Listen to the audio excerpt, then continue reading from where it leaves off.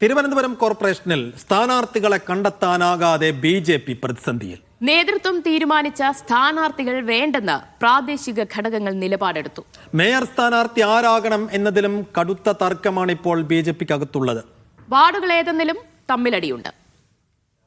വിജിൻ വായാന്തോട് വിവരങ്ങൾ നൽകാനായി ചേരുകയാണ്. വിജിൻ, തിരുവനന്തപുരം കോർപ്പറേഷനിൽ സ്ഥാനാർത്ഥികളെ തീരുമാനിക്കുന്നതിൽ ബി.ജെ.പി. വലിയ പ്രതിസന്ധിയിലാണോ? നേതൃത്വത്തെ വെല്ലുവിളിക്കുകയാണോ പ്രാദേശിക ഘടകങ്ങൾ?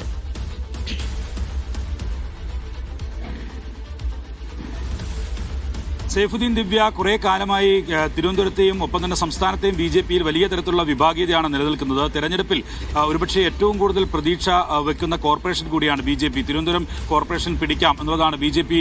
ലക്ഷ്യമിട്ടത്. അതുമായി ബന്ധപ്പെട്ട പ്രവർത്തനങ്ങൾ കാലങ്ങൾക്ക് മുമ്പേ അവർ ആരംഭിക്കുകയും ചെയ്തിട്ടുണ്ട്. ബി.ജെ.പി.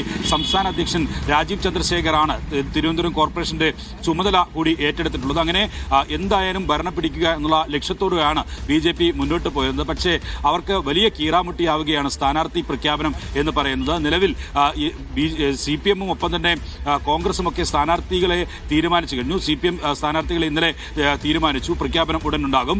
കോൺഗ്രസ് നേരത്തെ തന്നെ സ്ഥാനാർത്ഥികളെ പ്രഖ്യാപിച്ച് പ്രചരണം ആരംഭിച്ചിട്ടുണ്ട്. പക്ഷേ ഈ ഭരണം പിടിക്കാൻ എന്നുള്ള ലക്ഷ്യത്തോടെ മുന്നോട്ട് പോകുന്ന ബി.ജെ.പിക്ക് ഇതുവരെയും സ്ഥാനാർത്ഥികളെ പ്രഖ്യാപിക്കാനോ സ്ഥാനാർത്ഥി നിർണയം നടത്താനോ കഴിഞ്ഞിട്ടില്ല. 3 ദിവസം മുമ്പ് നടത്തിയ വാർത്താ സമ്മേളനത്തിൽ ബി.ജെ.പി. ജില്ലാ അധ്യക്ഷൻ കരമന ജയൻ പറഞ്ഞത് 2 ദിവസത്തിനകം പ്രഖ്യാപനം ഉണ്ടാകുമെന്നാണ്. പക്ഷേ ആ പ്രഖ്യാപനം നീളുകയാണ്. അതിന് പ്രധാന കാരണം ബി.ജെ.പി. സംസ്ഥാന നേതൃത്വം ഒക്കെ ആലോചിച്ച് തീരുമാനിച്ച സ്ഥാനാർത്ഥികളെ വേണ്ട എന്നുള്ള നിലപാടാണ് പല വാർഡുകളിലും പ്രാദേശിക നേതൃത്വം സ്വീകരിക്കുന്നത്. ഏതെങ്കിലും തരത്തിൽ ഇവർ സ്ഥാനാർത്ഥിയായാൽ വിമതരായി മത്സരിക്കുമെന്നുള്ള ഭീഷണി ഉൾപ്പെടെ അവർ മുഴക്കുകയും ചെയ്തിട്ടുണ്ട്. ഇല്ലെങ്കിൽ രാജി എന്ന നിലപാടിലേക്ക് വട്ടിയൂർക്കാവിലെ ഉൾപ്പെടെ പ്രാദേശിക നേതൃത്വവും ഒപ്പം തന്നെ പ്രവർത്തകരുമൊക്കെ മാറുന്ന കാഴ്ചയാണ് നിലവിൽ കാണാൻ കഴിയുന്നത്. കോർപ്പറേഷനിൽ മേയർ സ്ഥാനത്തേക്ക് ആര് മത്സരിക്കണം എന്ന കാര്യത്തിലും ഇപ്പോഴും തർക്കം തുടരുകയാണ്. നേരത്തെ റിട്ടയർഡ് IAS ഉദ്യോഗസ്ഥയായ ആർ ശ്രീലേഖ അവർ ബി.ജെ.പിയിൽ ചേർന്നിരുന്നു. ബി.ജെ.പിയുടെ സംസ്ഥാന വൈസ് പ്രസിഡന്റാണ് നിലവിൽ ആർ ശ്രീലേഖ. അവർ മത്സരിക്കണം എന്നുള്ളൊരു തീരുമാനം നിലവിൽ സംസ്ഥാന നേതൃത്വം എടുത്തിട്ടുണ്ട്. ഒപ്പം തന്നെ പ്രതിപക്ഷ നേതാവ് VV രാജേഷ്, നിലവിൽ പ്രതിപക്ഷ നേതാവാണ് അദ്ദേഹത്തെയും മത്സരിപ്പിക്കാനുള്ളൊരു നീക്കം നടക്കുന്നുണ്ട്. അത് കവടിയാർ വാർഡിൽ മത്സരിക്കണം എന്നുള്ളതാണ് സംസ്ഥാന നേതൃത്വം നിർദ്ദേശം നൽകിയിരിക്കുന്നത്. കവടിയാർ വാർഡിൽ ശബരിനാഥനാണ് കോൺഗ്രസ് സ്ഥാനാർത്ഥി. കഴിഞ്ഞ തവണ ബി.ജെ.പിക്ക് ആ സീറ്റ് നഷ്ടപ്പെട്ടത് ഒറ്റ വോട്ടിന് മാത്രമാണ് എന്നുള്ളതും എടുത്തു കാണുന്നതാണ്.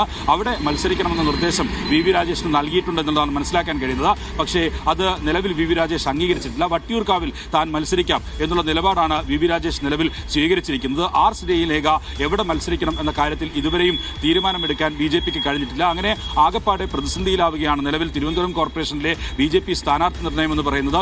അതുകൊണ്ട് തന്നെയാണ് സ്ഥാനാർത്ഥി ഒന്നിലധികം പേർ മേയർ മോഹവുമായി കുപ്പായമിട്ട് കാത്തിരിപ്പുണ്ട്. അതൊരു പ്രതിസന്ധിയാണ്. അതിനപ്പുറത്തേക്ക് എന്തെല്ലാം ഭിന്നതകൾ, പടലപ്പിണക്കങ്ങൾ തിരുവനന്തപുരം ബി.ജെ.പിക്ക് അകത്തുണ്ട്. പ്രത്യേകിച്ചും തിരുമലയിലെ അനിലിൻ്റെ ആത്മഹത്യ ഉണ്ടാക്കിയ വലിയ പൊട്ടിത്തെറി അവിടെ ഉണ്ടായിരുന്നു. അപ്പോൾ മറ്റെന്തെല്ലാം ഘടകങ്ങൾ ബി.ജെ.പിക്കകത്ത് വലിയ പ്രതിസന്ധിയായി രൂപപ്പെട്ടിട്ടുണ്ട്. ആ പ്രതിസന്ധി എങ്ങനെയൊക്കെ മുതലെടുക്കാമെന്നായിരിക്കും എതിരാളികൾ കരുതുന്നത്. സൈഫുദ്ദീൻ, ഇക്കാര്യത്തിൽ ഏറ്റവും പ്രധാനമായ ഒരു വെല്ലുവിളി, അത് ജനകീയമായ നിലയിൽ തന്നെ ഒരു വലിയ വെല്ലുവിളി ബി.ജെ.പി. നേരിടുന്നത് അത് തിരുമല അനിലിന്റെ ആത്മഹത്യയുമായി ബന്ധപ്പെട്ട് തന്നെയാണ്. തിരുവനന്തപുരത്തെ ഒരു പ്രധാന സൗമ്യ മുഖമായിരുന്നു തിരുമല അനിൽ എന്ന് പറയുന്നത്. ബി.ജെ.പിയുടെ തിരുവനന്തപുരം കോർപ്പറേഷൻ കൗൺസിലർ കൂടിയായിരുന്നു. അദ്ദേഹം ബി.ജെ.പിയെ ചോദ്യമുനയിൽ നിർത്തിക്കൊണ്ടാണ് ആത്മഹത്യാക്കുറിപ്പ് എഴുതി വെച്ച് ആത്മഹത്യ ചെയ്യുന്നത്. അതുകൊണ്ട് തന്നെ ആ പ്രശ്നങ്ങൾ ഇതുവരെ ബി.ജെ.പിക്ക് അകത്തും ഒപ്പം തന്നെ പ്രവർത്തകർക്കിടയിലും അണികൾക്കിടയിലും ഒന്നും കെട്ടടങ്ങിയിട്ടില്ല എന്നുള്ളതാണ് പ്രധാനമായും വെല്ലുവിളി വരുന്നത്. അതിനിടയിലാണ് MS കുമാർ, മുതിർന്ന ബി.ജെ.പി. നേതാവ് MS കുമാർ, തനിക്കും ഇതേ ദുരനുഭവം ഉണ്ടായിട്ടുണ്ട്, താനും ആത്മഹത്യയുടെ മുനമ്പിലാണ് എന്ന് പരസ്യമായി ഫേസ്ബുക്കിലൂടെ പ്രതികരണം നടത്തിയത്. അതുമായി ബന്ധപ്പെട്ട വിഷയം ഉൾപ്പെടെ നിലനിൽക്കുന്നുണ്ട്. അങ്ങനെ വിഭാഗീയതക്കപ്പുറം ജനങ്ങളെ വിശ്വാസത്തിലെടുക്കാൻ കഴിയാത്ത നിലയിൽ ബി.ജെ.പി.